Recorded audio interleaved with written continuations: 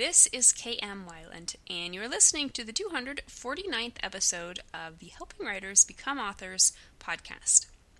These days I'm dividing my time between getting ready to launch Jane Eyre, the Writer's Digest annotated classic, burying myself in some delightful Regency England research for Wayfarer, and editing Storming. Plus, I'm trying to soak up as much of this summer sunshine as I can. It's no secret that summer is my favorite season, but all the tantalizing beauties outside do make it hard to keep the old nose to the grindstone sometimes. In other news, I got to share a fun new video feature called 10 Things Writers Can Learn from Jane Eyre, which of course features lessons I gleaned in writing Jane Eyre, the Writer's Digest annotated classic. You can watch the video on my site at helpingwritersbecomeauthors.com. The book will launch on August 1st. And now I hope you enjoyed this week's podcast entitled, Why Every Story You Write is a Guaranteed Failure.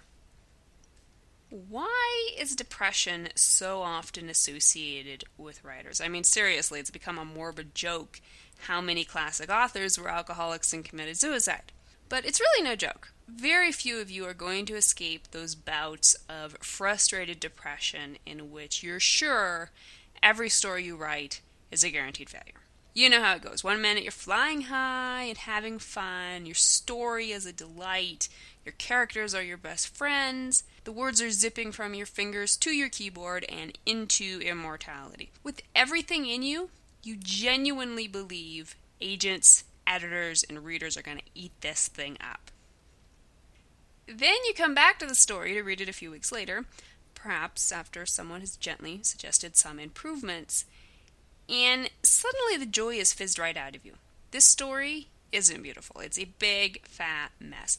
No reader is going to enjoy this. In fact, anyone who reads this is going to immediately know the author is a hopeless wannabe hack with shallow, silly daydreams. Sound sort of familiar?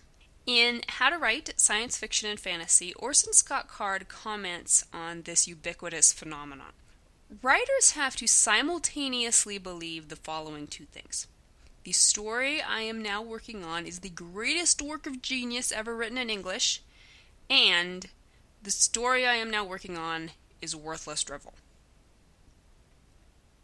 Over the years, I've learned a lot about not just improving my writings, but dealing with the highs and lows of the writing life. I'm happy to tell you they do get better. There comes a point in your career when you can look back at what you've accomplished and take comfort that there's a body of proof to counterbalance your doubts of your writing worthlessness. But that doesn't mean the lows go away. Feelings of insecurity hit writers of every personality type and skill level. In general, I'm pretty even-keeled. I'm a fix-it-or-forget-it kind of person, not a wallower. I don't usually freak out over problems, even catastrophic ones. But writing lows are about the only thing in my life that truly knocks the wind out of me. As someone who in general is pretty unemotional, this great big swirl of emotion always leaves me groping for logical answers. But as someone who's been around this merry-go-round more times than I like to count, I'm here to tell you writing lows are not logical. In the first place, the subjectivity of art makes it darned hard to dig down to any kind of solid truth about the quality of your writing. And even if you can objectively say your writing is awesome, you're never going to get around the fact that some readers are still going to hate it. No matter how many great facts you may come up with to prove your latest story isn't a failure, you're never going to kill the demon of doubt. Know why? Because your latest story is a failure. Writing isn't like baking a cake. You can't just grab the chocolate mix off the pantry shelf, throw in some eggs and milk, stick it in the oven for the required amount of time, and voila, another perfect cake. Unlike appreciative gourmands, readers are never, let me say that again, never going to smack their lips, roll their eyes in bliss, and say, I don't believe it, another perfect book. How do you do it every single time? They're not going to say that because you're never going to write a perfect book. There's no such thing. The fallibility of humankind aside, the very subjectivity of art denies any hope of perfection. No wonder we get all woe is me on occasion. No wonder we're never 100% happy with our stories.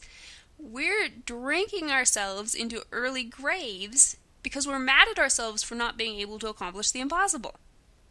And you know what's really ridiculous? Readers don't care. Aside from a few inevitable jerks who, inevitably, have their own problems at the core of their behavior, readers will not think the less of you as a person for writing a book they don't like. In fact, they may not even think less of your book.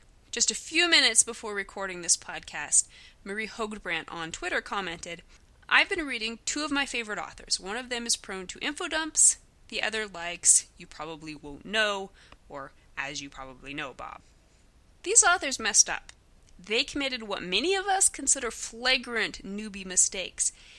And yet, did you catch the key word there? These authors are still her favorites. Readers are rarely going to be harder on us than we are on ourselves. And they're certainly not going to melt into depressed puddles just because a story isn't spot on. They leave that to us while they go on with their happy lives, probably not giving us a second thought. Here's a guide to guaranteed authorial happiness. The next time you're feeling depressed about a story and convinced you're never going to be the next William Faulkner, ask yourself the following question. Why do you believe your story is terrible? If your story is, "I don't know, it just is," then see solution 2.A. If your answer is, "because this and this and this aren't working," then see solution 2B. Solution 2A. Chin up. You have no good reason to feel like a failure. Solution 2B. Chin up. You already know how to make your story unterrible. You're never going to write a perfect story. Stop trying. Seriously, you're just making yourself miserable. But you can write a better story than you wrote last time. Keep learning about the craft, but most of all, have fun. Make every story the best you know how to make it, and don't worry about the rest. Perfection isn't the name of the game. Effectiveness is. And believe me, many a broken story has charmed readers, earned millions, and even on occasion, changed the world. Thank you for listening to the Wordplay Podcast. To read a transcript of this episode, you can visit my website at helpingwritersbecomeauthors.com. And be sure to check back again next week.